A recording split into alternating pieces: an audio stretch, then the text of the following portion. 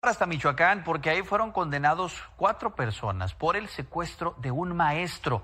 En el corazón de Morelia, Michoacán, donde las cúpulas barrocas de la catedral se alzan como centinelas sobre una ciudad atrapada entre su pasado colonial y un presente de violencia implacable, la vida de un hombre común se convirtió en el epicentro de una tragedia que reflejaba la crudeza de un estado asediado por el crimen.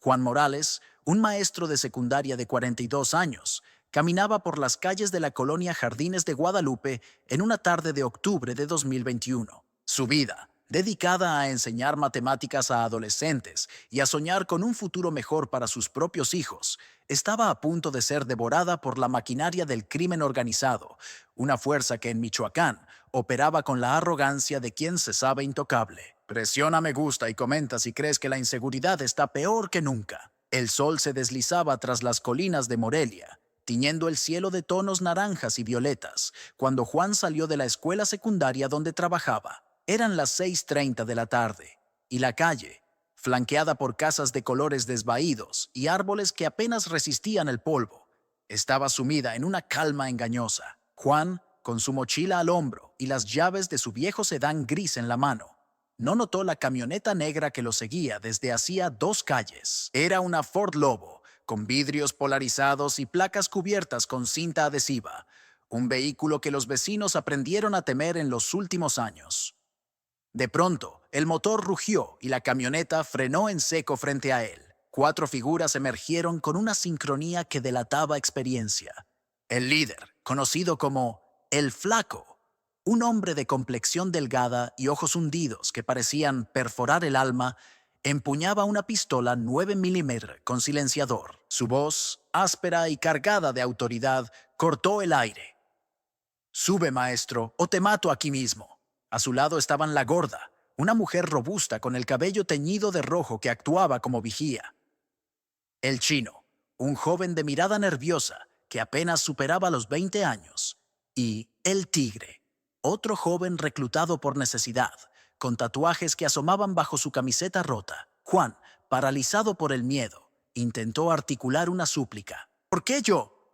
No tengo dinero, soy solo un maestro», balbuceó, pero sus palabras se desvanecieron en el aire. La gorda lo empujó con fuerza hacia la camioneta, mientras el chino y el tigre bloqueaban cualquier posibilidad de escape. En cuestión de segundos, Juan estaba dentro del vehículo, con una venda sucia cubriendo sus ojos y las manos atadas con cinta industrial. El olor a gasolina y sudor impregnaba el aire, y el rugido del motor se mezclaba con las risas cínicas de los secuestradores. La camioneta se perdió en el laberinto de calles de Morelia, dejando tras de sí solo el eco de un grito sofocado. El secuestro no fue un acto improvisado. La célula criminal, una rama menor de un cártel que disputaba el control de Michoacán, había estudiado a Juan durante semanas. Sabían que no era un hombre de grandes riquezas, pero su estabilidad económica, un salario fijo como maestro, una casa modesta pagada a plazos y una familia unida, lo convertía en un blanco atractivo. El Flaco,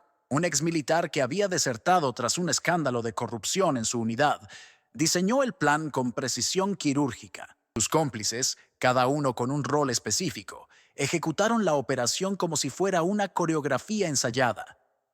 La gorda vigilaba, el chino manejaba y el tigre aseguraba que nadie lo siguiera. Su objetivo era claro: exigir 500,000 pesos de rescate, una suma que, aunque modesta para los estándares del crimen organizado, era suficiente para financiar sus operaciones locales. Juan fue llevado a una casa de seguridad en la colonia La Quemada, un asentamiento en las afueras de Morelia, donde las casas de bloque y lámina se alzan entre terrenos baldíos y caminos de tierra. El lugar, con paredes agrietadas y un olor a humedad que impregnaba el aire, era un refugio perfecto para los delincuentes. La casa, de una sola planta y con ventanas tapiadas, tenía un sótano improvisado donde Juan fue confinado. El cuarto, apenas iluminado por una bombilla parpadeante, olía a moho y orina. Con las manos atadas y los ojos vendados, Juan pasó sus primeras horas en un estado de terror absoluto, escuchando los pasos de sus captores y los gritos ocasionales que resonaban desde el piso de arriba. Los secuestradores no perdieron tiempo. Esa misma noche, contactaron a la esposa de Juan. María, una enfermera que trabajaba turnos dobles en un hospital público. Queremos $500,000 y lo queremos rápido. Si no pagas, el maestro no vuelve, dijo la gorda por teléfono, su voz distorsionada por un modulador. María, devastada, comenzó a reunir el dinero, vendiendo joyas, pidiendo préstamos a familiares y vaciando los ahorros que habían guardado para la educación de sus hijos. Cada llamada era una puñalada, cada amenaza un recordatorio de que el tiempo se agotaba. En Jardines de Guadalupe, la noticia del secuestro se extendió como un murmullo entre los vecinos, pero el miedo mantuvo a la mayoría en silencio. En Michoacán, donde los cárteles ejercían un control invisible pero omnipresente, denunciar un crimen era un riesgo que pocos estaban dispuestos a tomar. Sin embargo, un vecino, un anciano de 70 años llamado Don Raúl, decidió romper el silencio. Don Raúl, que había perdido a un hijo en un enfrentamiento entre sicarios años atrás, no podía quedarse de brazos cruzados. Con un teléfono desechable comprado en un tianguis, llamó a la Fiscalía General del Estado, FG, y proporcionó detalles clave: la descripción de la camioneta, el acento de El Flaco, que delataba su origen en la Tierra Caliente, y la hora exacta del secuestro. La Unidad Especializada en Combate al Secuestro, UES, de la FGE, tomó el caso con una urgencia que contrastaba con la apatía de otras instituciones. En Michoacán, los secuestros eran una plaga que dejaba cicatrices en comunidades enteras, y cada operación exitosa era una chispa de esperanza en un sistema corroído por la corrupción y la ineficiencia. Los agentes, liderados por un fiscal apodado El Halcón, por su tenacidad y su mirada penetrante, comenzaron a tejer una red de inteligencia. Analizaron imágenes de cámaras de seguridad en las rutas probables, entrevistaron a informantes en la Quemada y cruzaron datos con reportes de secuestros similares en la región. En este punto, el nombre de Omar García Harfuch, entonces una figura prominente en la Secretaría de Seguridad y Protección Ciudadana a nivel federal, apareció como un eco en el trasfondo. Harfuch, conocido por su papel orquestando operativos de alto perfil contra el crimen organizado, había impulsado estrategias de inteligencia que transformaron la lucha contra el secuestro en México. Aunque no estaba directamente involucrado en el caso de Juan, su influencia era innegable. La UEX utilizaba protocolos de análisis de datos, geolocalización y coordinación interinstitucional que llevaban su sello. Sin embargo, en Morelia, el protagonismo recaía en los agentes locales, hombres y mujeres que navegaban entre la burocracia, el peligro y la presión de un estado donde la violencia era una constante. El primer avance llegó una semana después del secuestro. Los agentes interceptaron una llamada entre la gorda y un intermediario que negociaba con María. La voz de la mujer, cargada de arrogancia y confianza, delató su ubicación aproximada. Usando tecnología de geolocalización, la UEX trianguló la señal hasta un radio de 3 kilómetros en la Quemada. Los informantes, muchos de ellos exdelincuentes que trabajaban a cambio de clemencia, proporcionaron detalles adicionales. El Flaco era conocido en la zona por su brutalidad y la casa de seguridad era un punto de reunión para una célula que se dedicaba al secuestro y la extorsión. El 14 de octubre de 2021, bajo un cielo cubierto de nubes grises, el equipo táctico de la FG se reunió en un punto discreto a las afueras de Morelia. La operación, bautizada Sombra Silenciosa, fue planeada con minuciosidad. Los agentes sabían que un error podía costar la vida de Juan. Analizaron planos de la casa, estudiaron los movimientos de los secuestradores y prepararon un equipo de asalto compuesto por 12 elementos, todos armados con rifles de asalto y chalecos antibalas. La tensión era palpable.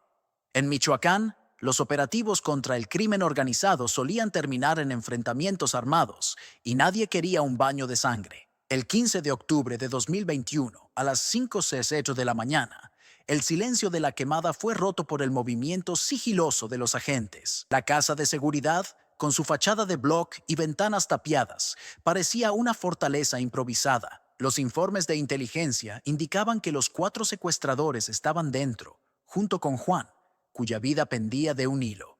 El Halcón dio la orden final.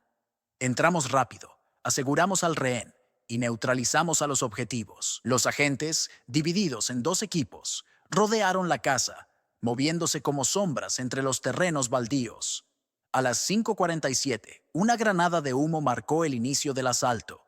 El equipo principal irrumpió por la puerta trasera, derribándola con un ariete, mientras el segundo equipo bloqueaba la salida frontal. En el interior, los secuestradores fueron tomados por sorpresa.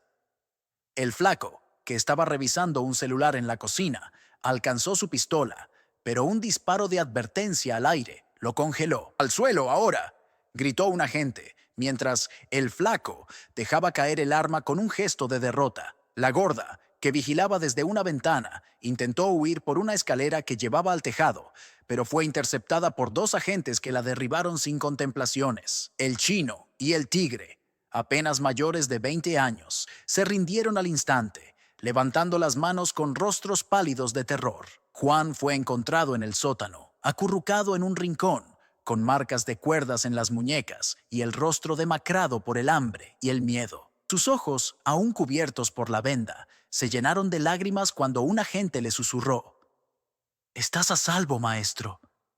Lo liberaron con cuidado, envolviéndolo en una manta térmica, mientras lo llevaban a una ambulancia que esperaba fuera. En la casa, los agentes hallaron un arsenal improvisado: 2 pistolas, 9 Mirtors, un rifle AK-47, varios teléfonos desechables y una libreta con nombres y números de posibles víctimas futuras. La libreta, escrita con la caligrafía torpe de El Flaco, era una ventana a la ambición de la célula. Juan no era su primera víctima, ni sería la última si no los hubieran detenido. El caso de Juan avanzó lentamente por el sistema judicial. Un laberinto de audiencias, apelaciones y retrasos que probaron la paciencia de su familia. María, que había vendido todo lo que tenían para intentar pagar el rescate, enfrentó meses de deudas y noches de insomnio.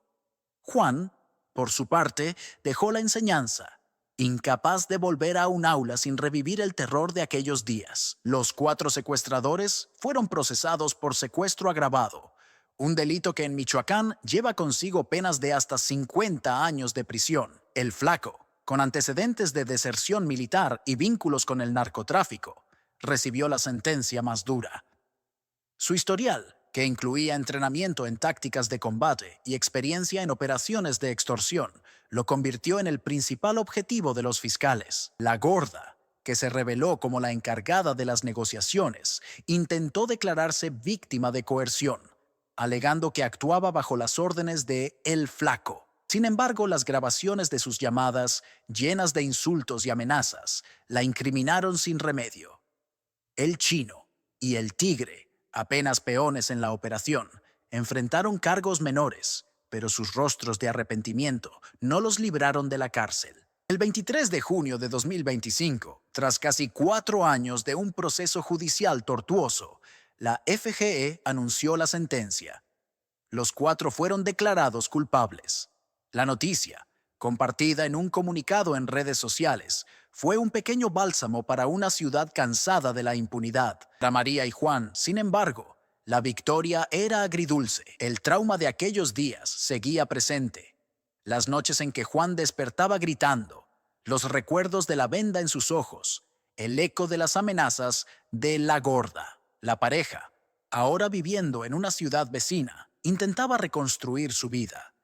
Pero la sombra del secuestro nunca los abandonaba del todo. La captura de los secuestradores fue un golpe para la célula criminal, pero en Michoacán, donde los cárteles se entrelazan con la vida cotidiana como raíces bajo la tierra, la paz es un espejismo. La influencia de figuras como Harfuch, aunque lejana, seguía inspirando a los agentes locales a pelear batallas desiguales contra un enemigo que parecía infinito. La libreta encontrada en la casa de seguridad, con nombres garabateados como trofeos, era una advertencia de que el crimen no descansa. Cada nombre, cada número, era una vida en peligro, una familia al borde del abismo. Juan, ahora lejos de las aulas, evita hablar de aquellos días. Su sedán gris sigue estacionado en su nueva casa, pero ya no lo conduce por las calles de Morelia. La ciudad, con sus cúpulas iluminadas y sus plazas llenas de vida, guarda en sus entrañas historias como la suya, relatos de resistencia y dolor que se susurran en las sombras. En Michoacán, la justicia es un destello fugaz en un cielo cubierto de nubes, Y mientras los nombres de los secuestradores se desvanecen en los expedientes, otros toman su lugar, perpetuando una guerra que no conoce fin. Dale me gusta y comenta si crees que los deberían de dejar en la cárcel para siempre.